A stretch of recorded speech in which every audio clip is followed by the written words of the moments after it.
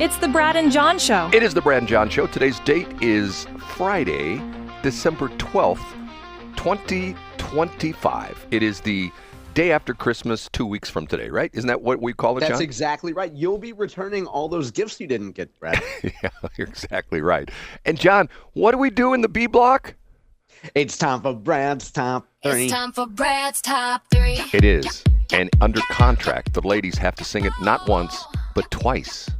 It's time for Brad's Top. Now, there's an interesting part of that which will become evident when I do my number one. But we start off with It's number 3. Joy Reid. What would we do without Joy Reid? Okay?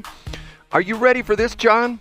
Yeah, I can't wait. Do you sing very many Christmas songs? I mean, you still do that. Maybe you do that with your kids. Do you do carols and things like that? Yeah, I love a good Christmas tune. Do you do Jingle Bells? That's the Jingle Bell Rock. Yeah. No, Jingle Bell, Jingle Bell. The straight Jingle Yeah, Bells. right. Yeah. On a piano, it's C, C, C, C, C, C, C, E, whatever. Yeah, I sing it all the time. You shouldn't be doing that because you know why? Is it racist? Yes, the song is racist. Oh, why is it racist? That's interesting, Brad. Why is it racist? I hadn't heard this. Why is it racist? I'm just guessing. If it's coming from Joy Reid, I'm guessing a song is racist. She says it mocks black people. It goes on to discuss Pierpoint's history. This is the guy who, James Lord Pierpont, and matter of fact, there's a plaque in Medford, Massachusetts, where James Lloyd Pierpont is believed to have written what became known as Jingle Bells. And it goes on to discuss Pierpoint's history using racialized dialect and slurs and other words. This is on a clip she talks about. And the clip also notes that the writer later fought for the Confederate Army in the defense of slavery.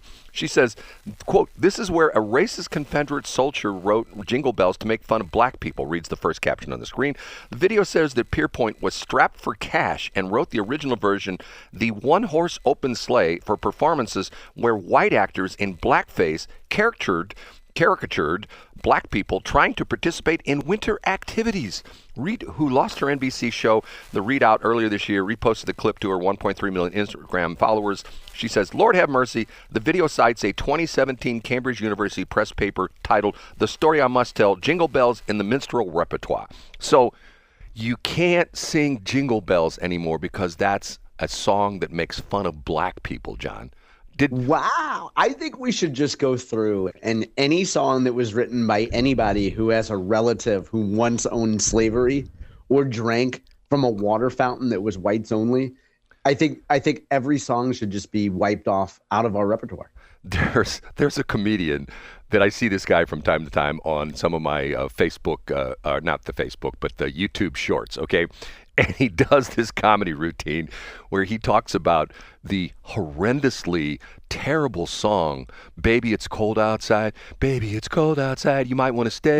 Yeah. It received a lot of backlash in the Me Too era because you're suggesting that a woman should have a little something to drink and loosen up. Right. And he says it was interesting when that backlash was coming out. And I didn't even remember this. And it is true. I looked it up. When that backlash was coming out, do you know what the number one song, he was talking about how the people were saying, "Oh, that song's totally inappropriate. We shouldn't be playing that song on the radio." What was the number one song at the time? WAP. Do you remember what WAP is? Yeah, it stands for White and Proud, right, Brad? No, it stands for something. Yeah, which is what I disliked about the song WAP was the type of women, including white women, who sang it, and you know, when women who don't have a desirable WAP sing about WAP, it gets my bile to creep up. It's like you guys can sing it in the back room when you're shelving at Lane Bryant, but don't sing it around me or tweet about it, you know? It was really funny because I thought to myself, he's got a point there. Here we're complaining about this song that's been, I think that song came out like in the late 40s after World War II. I believe so. Yeah, guys were coming home from the war and wanted to get some women liquored up, right? Right. That's how you got here, Brad. Yeah, that's right. That's how I got here. Okay, we ready for number two? Yeah, let's do it. It's time for Brad's number 2. It's time for Brad's number 2. I did a last-minute change, John, and I am going to talk about the lady who is the anchor in Springfield, Missouri. Her name is Carissa Codell. Now, I want you, if you can, all you have to do is just, matter of fact, you want me to send you a picture of this? Or can you? No, I'll just look it up on my phone. What's Okay. her name? I want you to take a look at her. Take a look at her picture, okay? Her name is Carissa Codell, C-A-R-I-S-S-A. Last name spelled C-O-D-E-L, and she works at Color 10, K-O-L-R 10 in Springfield. Okay, tell me when you see her picture. Okay, the first three results said Carissa Codell, age, husband, and body. Oh, this is the chick who's curvy who read a bunch of tweets that were of guys saying stuff they would like to do to her. No, they're criticizing her. Yeah, well, okay, yeah, but I mean, they're referencing her body. Yeah, I did see this, Brad. She got a lot of attention for this. Yes, she's got national attention. She is, I think, a very attractive woman. John would probably disagree with me, but she is not on the typical scale of the anchors you usually see on TV. She's not 5'6" and weighs 110 pounds, and she is probably more pushing close to 200, I would imagine, but very attractive woman. Okay, so her management has essentially let her do this. At first, they fought her on this because I have a friend of mine that worked in that market, and he's told me sort of the back of the story that she got so many. The back, Brad? Have you heard the story from the back? The back. Good word choice. Go ahead. The backstory. Okay. She's gotten so many nasty communications. Apparently, they have some kind of an app where you can text her directly, and some people send her email to her station email address, criticizing her body, criticizing that she's overweight. So now she's reading these on the air. And if you've seen the video, they actually bring them up on the screen, then they show it, and sometimes the people's names are on there where you can see who sent these things to her. Yeah, I've seen all the names in the video I'm watching. All the names are blurred out, but yeah. But every once in a while, they show the names with the people on there, and I find it fascinating because she's sort of, I mean, once again, it's really funny. Yesterday, on this very radio station, in the 8 o'clock hour, after we get off the air, Armstrong and Getty come on, and they have turned into my favorite show. I mean, first off, they're so good together. They've been working this gig, working the radio show for like 30 years now, and it's to the point where I'm like, how in the world can they still stand in the same room? But they have a great relationship, and they're so informative. And they're sort of like the Rush Limbaugh show because it's funny. They joke around. It's not like Mark Levin or anything like that. All he does is yell at people. He's not like anything like that. And yesterday, it was Jack Armstrong was talking about the fact that he got called a RBF. And you know what an RBF is, John? Yeah, resting something face. Yeah. Right. Okay. And he said that one time, and he said to somebody, he says, "Do you really think I have scowl on my face?" And they go, "Yeah, we never see you smile." So he says that about a year ago, he took that to heart, and all he did was smile at everybody. He walks around all day long with a smile, and he talks about how it has changed his life. People react to him differently and things like that. Okay, I don't understand why people have to be so nasty and make fun of other people because of the fact, and the sad part of this is, John, these people who are probably sending these comments to her probably live in a trailer somewhere, between Springfield and Branson, probably are maybe 100 pounds overweight themselves.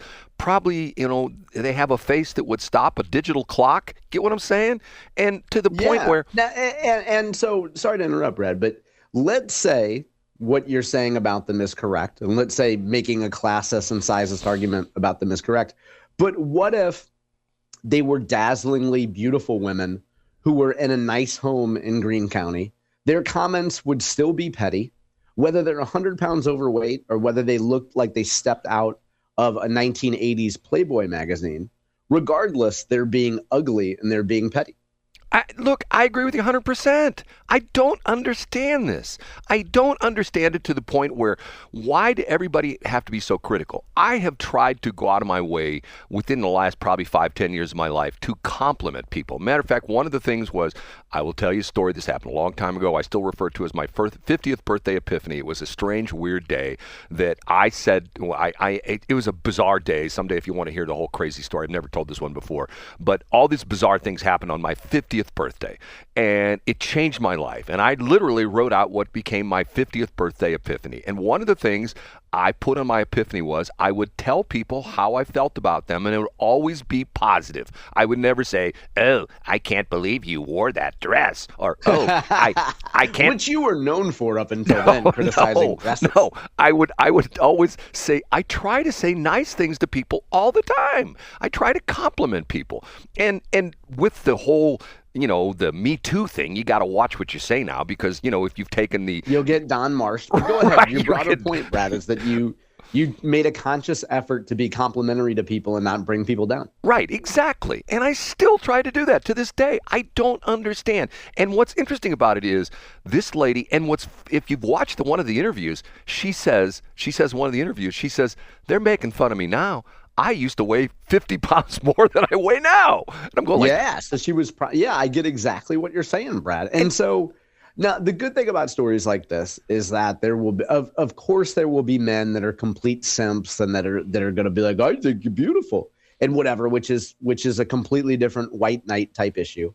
But for her to address it, I think it just underscores, Brad, you asked the question of how are people like this? As I pointed out, in a book called Stalking, Harassment, Internet Trolling, A Guide to Recovering and Rebuilding After Online Attacks. These sort of attacks have been going on for a long time, whether it was people attacking you anonymously by calling you in the 1970s from a payphone or people sending anonymous email in the 1990s.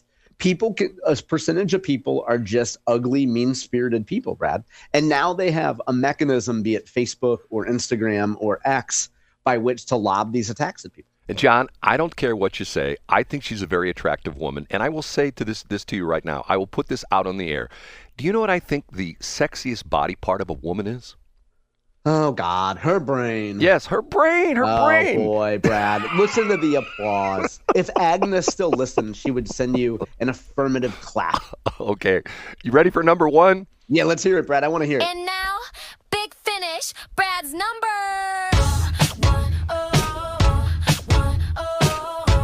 John, recently, someone who works at another radio station complimented me. Matter of fact, this happened yesterday. They complimented me on my website, radiopoop.com, which I used to update very often, and I haven't really done a lot of updates. I think the last update was the KDH. Are you saying that you started a project and didn't follow through regularly? No, the last thing was the KDHX thing.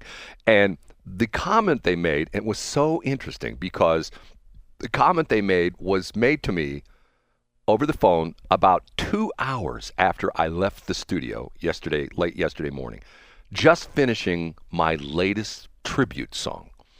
And the comment made to me was, hey, you never talk about Tracy and Rick anymore. And I said, well, tomorrow morning in the B Block on the Brad and John Show, I will make the world premiere of the ballad of Tracy and Rick. Oh, are we going to hear it right now? John, are you ready? I can't wait to hear it. Yeah. 2 minutes and 57 seconds of audio delight. Are you ready? Let's do it. Here we go.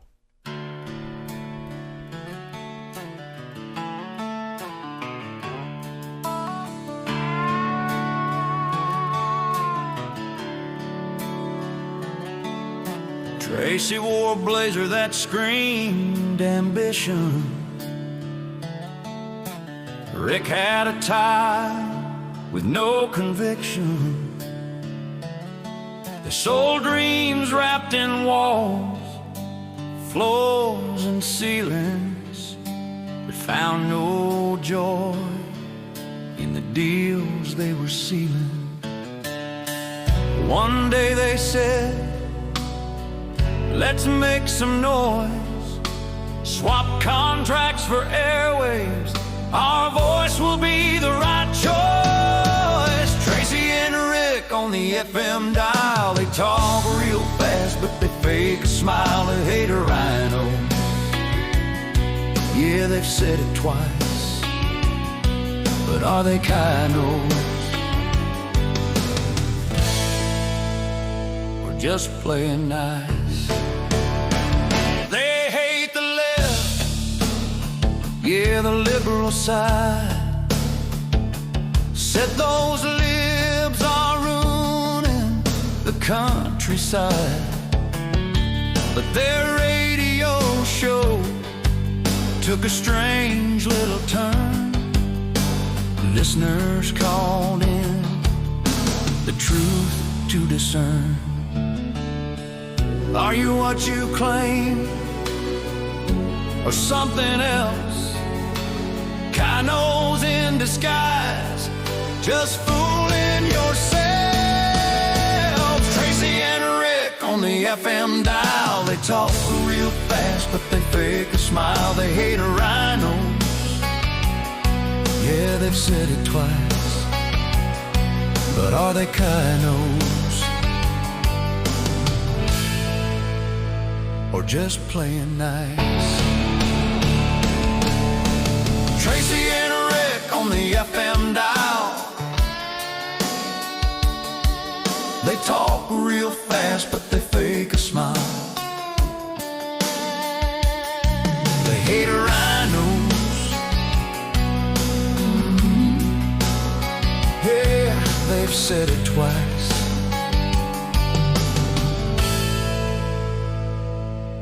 But are they Kinos? Or just playing nice? John, what do you think? What a majestic song. Do you I love how it starts with describing what they're wearing. It's shades of your John Boss versus Michael Burton AI song. So what do you think? Now, Brad, was there, excuse me, was there some sort of incident that you referenced there where a nurse called in? A Or nurse, is that just like a AI nonsense lyric? a nurse called in. No, there's nothing about a nurse in there. They say until a nurse called in Oh, no, and challenged them. a listener called in. Oh, I thought they said okay. I thought the AI lyric was until a nurse called in. No, listener. Oh, yeah. I see. Yeah. So a listener calls in, and that's the tension of the story, and says maybe you guys are just Kinos, which for folks who don't know is Brad's term for Christians in name only. And if you listen to Tracy and Rick's station, you hear the word rhino about what, every 30 seconds or so? Isn't that about how often, John? Every once in a while, yeah, you'll hear hosts on there saying the word rhino. You're right, Brad. And my point being that they make themselves out to be super Christians. And to me, a Christian would not make fun of other people. Do you think that Jesus ever said, hey, you lepers, you need some plastic surgery? Or do you think that Jesus would ever say, hey, Mary Magdalene, what's the deal with you giving sex for money? Knock it off. Yeah, I get what you're saying. Now, in defense, to play the other side, Jesus did not know that Simply Bella was in Lake St. Louis, and he could have told people to go get a little bit of work, right? You remember some of our former advertisers. So, John, on a scale of 1 to 10, the Ballad of Tracy and Rick, give me your score. I think it is solidly right in the middle of some of your other AI songs, Brad. Which you don't like. No, I think it's now. What inspired you? You said that a gentleman called you yesterday, and you had just happened to make the song. Has anything happened lately that raised your ire? No, it was with just Tracy and Rick? John. This may be weird. Okay, some things, I'll admit I'm a really messed up guy. Okay, I got a messed up brain. I'm ADD. And I got a messed up body now. The whole bit. Okay, there are times when I go into the studio, and to me, it's therapy. And I know you accuse me of that AI slop. I wrote most of the lyrics of that song. There was a little AI in that, but most of the lyrics I wrote in that song, okay? And it somehow gives me this feeling when I get done with something like that, and I sit and I listen to it, it just makes me sort of, maybe I'm doing something right in my life. You know what I mean? Because yeah, and it's the value of it, because you are creating something. Right. And Brad, the reason I give you a hard time about AI is when you don't check AI, or it's not your actual words, it's clearly AI slop. But for something like this, you feel the joy of creating something from nothing, and it's cathartic for you. You're able to, like we talked about in B Block, like we talked about in your number 2, I bet sometimes people that write mean tweets to Eric Schmidt, they hit send on it, or they hit send on a note to Carissa, and they feel better about it and they go on with their day. But Like there's a spectrum of mean versus not mean. But I get your point, Brad, and it's therapeutic for you to write your thoughts down and your lyrics down, and that's the way how you express how you feel. And to me, I know a lot of people are going to go, oh my God, he's an AI guy. I find the AI thing absolutely positively fascinating. And to the more I get into it, and I'm telling you, some people are saying, well, look at all the jobs it's going to eliminate. Okay, let's go back 150 years. Okay, if you were going to farm 100 acres. Use the tractor analogy, Brad. Right. How is it advanced? would I go out there and cut my grass with a pair of scissors? No. Or would I use a lawnmower? A lawnmower, John. And if you were, I would use a lawnmower, Brad. You're absolutely right. My favorite thing about AI jingles is how you were able to get the exact same band to perform Hot Works as Pro Body Works and Union. And those chicks are hard to get, but you were able to get that same band to do both jingles. you know how I do that, don't you, John? How do you, Brad? I walk up to the women, I say, hey, you know what? I own radio stations. And they go, ooh, really? And they say, wow, radio's still around. It's I still, heard a guy's trying to force the AM version to be in my right. cars And, now. and they say, do people still listen to your stations? Oh, Brad. Okay. Congratulations on your latest AI song, Brad. And considering you have gallbladder surgery coming up, we may have all just heard Brad's last AI song. John, today I have my pre-op checkup. I'm going for my EKG and all the other kind of stuff. And then, I think when most people see your body, they know that you're definitely not post-op, Brad.